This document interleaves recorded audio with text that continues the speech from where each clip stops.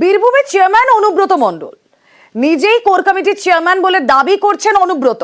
শীর্ষ নেতৃত্বের নির্দেশে চেয়ারম্যান বলে দাবি অনুব্রত মণ্ডলের। ওয়ার্কিং কমিটির মিটিং আমি ডাক পেয়েছিলাম এবং দিদি কথা বললো, অভিষেক ব্যানার্জি কথা বললো, বক্সিদা, মমতা ব্যানার্জি বললো তুমি ওখানে কোর কমিটি আমার করা আছে, তা কোর কমিটির তুমি চেয়ারম্যান, তুমি কোর কমিটির চেয়ারম্যান হয়ে, আর বিকাশকে আমি কনভেনার করেছিলাম। আর আমি ঠিক সবাইকে নিয়েই চলা উচিত আমি মনে করি। জেলে পার্থ, জেল মুক্ত অর্পিতা, জেলে গিয়ে জামিনের নথি পেশ। গতকাল নিয়োগ দুর্নীতি মামলায় জামিন, বিচার প্রক্রিয়া শুরু না হওয়ায় জামিন। আইনজীবীর গাড়িতেই বাড়ি ফিরলেন অর্পিতা।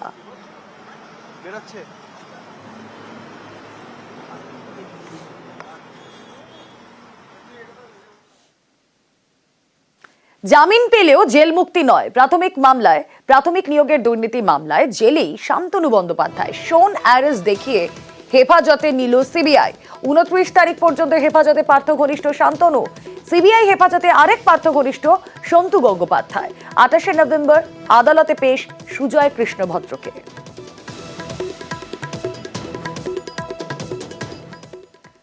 আসুন এবার পরে খবরের দিকে নজর রাখা যাক। আবাসের নাম উঠে বাড়ি পেয়েও এখন ফেরত দিতে হচ্ছে, আর ফেরত হচ্ছে বিতর্ক এড়াতে। আবাসের বাড়ি ফিরিয়ে দিচ্ছেন হুগলির গোঘাটের তৃণমূল ব্লক সভাপতি এবং পঞ্চায়েত প্রধান, আর এই নিয়ে কটাক্ষ করতে ছাড়ছে না বিজেপি নেতৃত্ব। ভাঙাচোরা মাটির ঘর, এটাই নাকি তৃণমূল ব্লক সভাপতির বাড়ি। প্রধানমন্ত্রী আবাস যোজনায় আবেদন করেছিলেন, আবাস উপভোক্তার তালিকায় তার নামও রয়েছে। এবার বিতর্ক এড়াতে সেই নাম বাতিল করতে চেয়ে আবেদন করেছেন হুগলির গোঘাট 1 নম্বর ব্লকের তৃণমূল সভাপতি সঞ্জিত পাখিরা।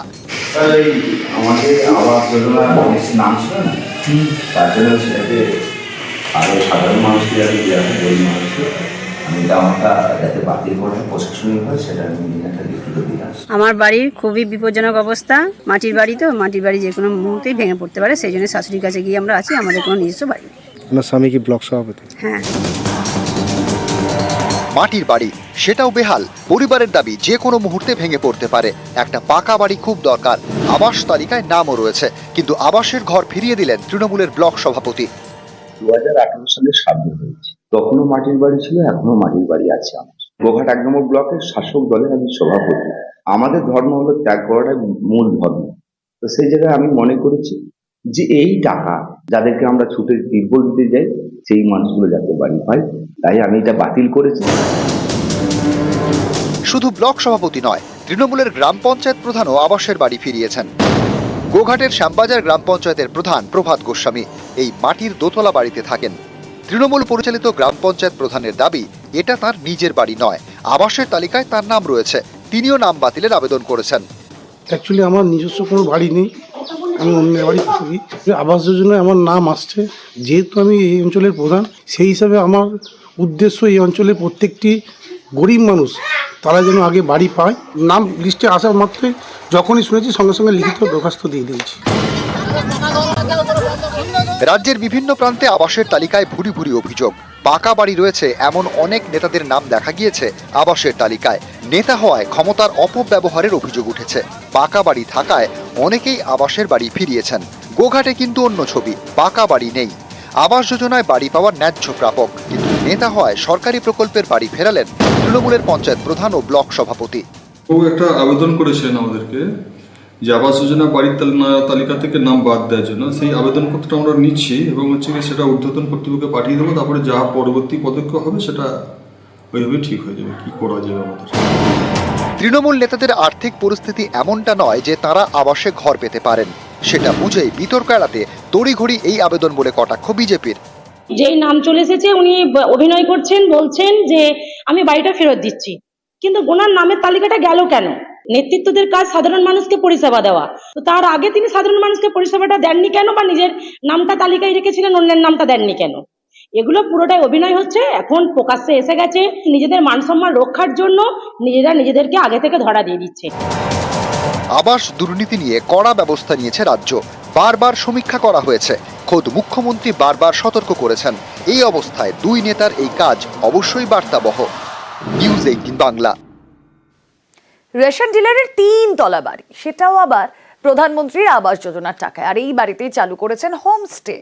অভিযোগ, যার কোনো লাইসেন্সই নেই। উত্তর 24 পরগনায় টাকিতে আবাসে অনিয়ম।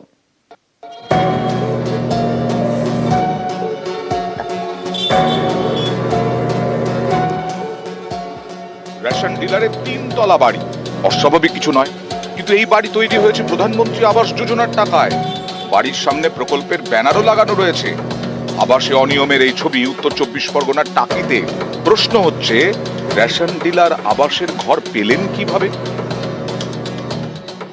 যখন ঘরটা পেয়েছি তখন আমি রেশন ডিলার ছিলাম না, আমি বেকার ছিলাম। আমি বাবা মারা যাওয়ার পরে আমি ডিলারশিপটা পেয়েছি। পরে হোমস্টের আমার লাইসেন্সও নেই, বুঝলেন তো। বেকার ছেলে তখন ছিলাম, একটুখানি ভাবলাম। আর আমার ডিলারশিপও অনেক ছোট, বুঝলেন তো, মানে 17-18 ইউনিটের। মানে সরকারি আবাস যোজনার ঘর পেলে সেই ঘরে সে কোনো ভাড়া দিতে পারবে না। নিয়ম অনুযায়ী আবাস যোজনায় 1 তলা বাড়ি তৈরি হয়, সেই বাড়ি 2 তলা করা যায় না। কিন্তু টাকিতে 3 তলা বাড়ি তৈরি করেছেন রেশন ডিলার মানস দাস। সেখানে আবার হোমস্টে তৈরি করেছেন কোন রকম অনুমতি ছাড়াই। আমি লাইসেন্স পাইনি, বুঝলেন তো, ওই হোমস্টে। বেকার ছেলে তখন ছিলাম, একটুখানি ভাবলাম। এটা আমার ছিল না যে সরকারি আবাস যোজনার ঘর পেলে সেই ঘরে সে কোনো ভাড়া দিতে পারবে না। প্রধানমন্ত্রী আবাস যোজনা সরকারি খরচে গরিবদের পাকা বাড়ি তৈরির প্রকল্প। রেশন ডিলারের পরিবারও সেই প্রকল্পে বাড়ি পেয়েছে। এই বাড়িটি টাকি পুরসভার 4 নম্বর ওয়ার্ডে, কিন্তু মানস দাসের নামে বাড়ি তৈরি হয় 5 নম্বর ওয়ার্ডে। টাকিতে আবাসের ঘরে একাধিক অনিয়ম। পুরসভার নজরদারি নিয়ে উঠছে প্রশ্ন। মানস দাসের ব্যাপারে যেটা আপনাদের কাছ থেকে পেলাম, আমি আগামীকালই আমার সংশ্লিষ্ট ইঞ্জিনিয়ার বা ওই দপ্তরের যারা আছে তাদের দিয়ে এনকোয়ারি করব, এবং সেই টাকা তাকে রিটার্ন দেওয়ার জন্য আমরা চিঠি করে দেব, এবং পরবর্তী যে টাকা তার পাওয়ার কথা সে টাকাটাও আমরা দেবো। টাকি থেকে অনুপম সাহা, নিউজ 18 বাংলা। পুরুলিয়া মেডিকেলে রক্ত সংকট। অভিযোগ, হাসপাতালের ব্লাড ব্যাংকে নেগেটিভ গ্রুপের রক্তই নেই, আর এতে নাজেহাল রোগীর পরিজনরা। পুরুলিয়া মেডিকেল জেলার বড় হাসপাতাল, প্রতিদিন এখানে রোগীর ভিড়। এমন একটি হাসপাতালের ব্লাড ব্যাংকে রক্তের সংকট। পুরুলিয়া মেডিকেলে প্রতিদিন প্রায় 50 ইউনিট রক্তের দরকার, সেখানে প্রায় 12 ইউনিট রক্ত আসে, অর্থাৎ প্রায় 38 ইউনিট রক্তের ঘাটতি। অভিযোগ, ব্লাড ব্যাংকে পজিটিভ গ্রুপের রক্ত প্রয়োজনের তুলনায় কম রয়েছে। আবার এ নেগেটিভ, বি নেগেটিভ, ও নেগেটিভ এবং এবি নেগেটিভ গ্রুপের রক্তই নেই। তাই অনেক রোগীর আত্মীয়কে ফিরতে হচ্ছে খালি হাতে। এতে হয়রানির এক শেষ। কি ব্লাড পেলেন? না, পাইনি। কি ব্লাড দরকার ছিল? B negative. কি করবো, ডোনারের তো ডোনারও মিলছে না, এবার নিজের কেউ নাই। কারো থ্যালাসেমিয়া, কারো অ্যাক্সিডেন্ট পেশেন্ট, এসব জরুরি প্রয়োজনে রক্ত দিতেই হয়। অভিযোগ, বাদবাকি ক্ষেত্রে ব্লাড ব্যাংকে ডোনার নিয়ে গেলে তবেই দেওয়া হচ্ছে রক্ত।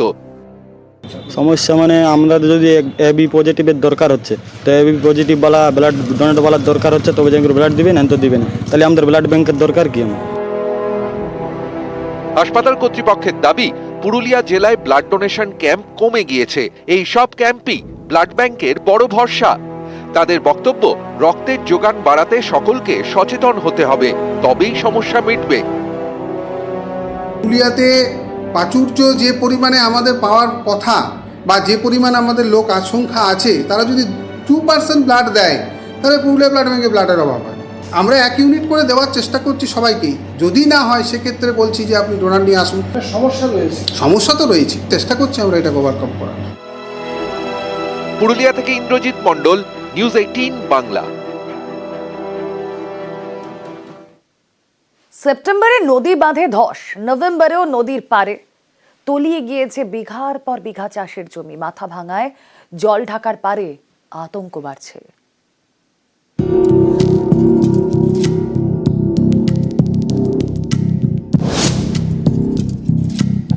শীতের মুখে নদী পাড়ে ভাঙন, তলিয়ে যাচ্ছে চাষের জমি। চিন্তা বাড়ছে নদী পারে। কোচবিহারের মাথাভাঙা 1 নম্বর ব্লক, এখানে কেদারহাট গ্রাম পঞ্চায়েতের গিলাডাঙ্গা। গা ঘেঁষে বয়ে গিয়েছে জল ঢাকা নদী। গত সেপ্টেম্বরে এই নদীর বাঁধে ধস নামে। এখন নভেম্বরের শেষ, নদীতে স্রোত কম, এমন সময়েও ফের ভাঙন। গত কয়েকদিন ধরে একটু একটু করে ভাঙছে জল ঢাকার পাড়। ইতিমধ্যেই প্রায় 4 কিলোমিটার ধরে ধস নেমেছে। নদীর পাড়ে চাষের জমি, অনেকেই আলু চাষ করছেন। স্থানীয়দের দাবি, ভাঙনে বিঘার পর বিঘা চাষের জমি তলিয়ে গিয়েছে। এতেই চিন্তা বাড়ছে। তারা চান পাকাপোক্ত বাঁধ তৈরি করুক প্রশাসন। শ্রাবণ মাস থেকেই নদী ভাঙা শুরু হয়ে গেছে। ভুট্টা খেত উঠে দিলাম, ভুট্টা কিছু চলে গেল। তারপরে এই যে আলু চাষ করতেছি, আলু প্রায় 80-90-100 বিঘার মতন চলে গেল। এখনো কি ভাঙন চলছে? এখনো ভাঙন চলছে পুরা। কত বিঘা জমি নদীতে গেছে? 100 বিঘা উপরে খেত যাইতেছি, এটা আলু উপরে দিয়েছি, সাইড করতেছি। আমরা ইরিগেশনকে অলরেডি চিঠি করে জানিয়েছি।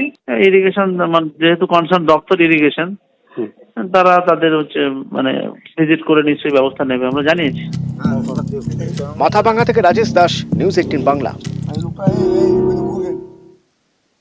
ইসলামপুরের ঝুঁকির পাঠশালা, স্কুলে জানলা দরজা ভাঙা, মেঝে আবর্জনা, আর তার পাশে বসেই পড়াশোনা করতে হয়।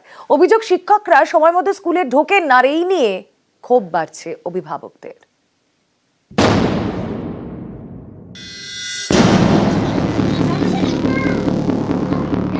স্কুলের ক্লাসরুমে দরজা নেই, জানলাও ভাঙা, মেঝে ছড়িয়ে ছিটিয়ে আবর্জনা, ক্লাসের মেঝে বড় বড় গর্ত। অভিযোগ, এই গর্ত থেকে কখনো বেরিয়ে আসে সাপ, কখনো ইঁদুর। এই পরিবেশে মেঝে বসেই চলছে পড়াশোনা। এ ছবি উত্তর দিনাজপুর ইসলামপুর পুরসভা পরিচালিত শিশু শিক্ষা পাঠশালার। ঝুঁকি নিয়েই ক্লাস চলে প্রতিদিন। নিচে বসছো কেন? চেয়ার নাই। নিচে বসে পড়াশোনা করতে ভালো লাগে না। স্কুলে নোংরা পড়ছো নাকি? স্কুলটা নিচটা তার থেকে নোংরা পড়ে আছে। এখন অবস্থা অতটা ভালো নেই, স্কুলটা রিপেয়ারিং করতে হবে। অনেকে ইঁদুর ফিদুরের গার আছে, বাচ্চাগুলো এখানে লেখাপড়া করে সাপ তাপও বের হতে পারে। টিচাররা কি সময় মতন আছে? সময় মতো অনেকই কম। আমরা চাচ্ছি উন্নতি হোক, স্কুলটা আরো ভালো করে হোক, টিচাররা সময় মতো আসুক, আরো টিচার বাড়ুক, এই যে নোংরা আছে এগুলো সব সাফ হোক। ইসলামপুর পুরসভার 17 নম্বর ওয়ার্ডের মোহাম্মদপুর 15 বছর আগে তৈরি হয় শিশু শিক্ষা পাঠশালা। ক্লাস 1 থেকে 4 পর্যন্ত পড়াশোনা। এখন পড়ুয়া 66, শিক্ষক 3 জন। অভিযোগ, ভাঙাচোরা স্কুল বাড়িতেই প্রতিদিন ঝুঁকি নিয়ে ক্লাস চলে। শিক্ষকরাও ঠিকমতো স্কুলে আসেন না। কয়েক বছর ধরে আসতে দেখাচ্ছে এখানে ইঁদুরের গাড়া ভেঙে গেছে, সাপও বের হতে পারে। এই স্কুলটার পরিস্থিতি দেখেন, এইভাবে কি বাচ্চা পড়ে? শুধু চলছে স্কুলটা, জানলা নাই পড়া। এখান থেকে যদিও একটা সাপও বের হয়, বাচ্চাগুলো ভাগতেও পারবে না। দেখেন, এটা তো কাউন্সিলরকে জানাইছি যে আমাদের দরজা জানলা সব চুরি হয়ে গেছে। কতদিন ধরে এই অবস্থা? এই লকডাউনের সময় থেকে পাড়ার লোকেই করেছে এগুলো, বাইরের লোক এসে তার ভাঙাভাঙি করে না। আমাদের বেঞ্চও বানানো হয়ে গেছে। বেঞ্চ বানালে কি হবে, মানে রাখতে পারবো না, না দরজা নেই যেহেতু। স্কুলের অস্বাস্থ্যকর পরিবেশ বা স্কুলের মরম্মত দরকার আছে, এই ব্যাপারে আমার সঙ্গে কাউন্সিলের আলোচনা হয়েছে। সাময়িকভাবে স্কুলটা পাশে কমিউনিটি হলে বলা হয়েছে এসএসপিতে যারা পড়ান তাদেরকে, ওটা আমরা রিপেয়ারিং করে দেব। ইসলামপুর থেকে চঞ্চল মোদক, নিউজ 18 বাংলা।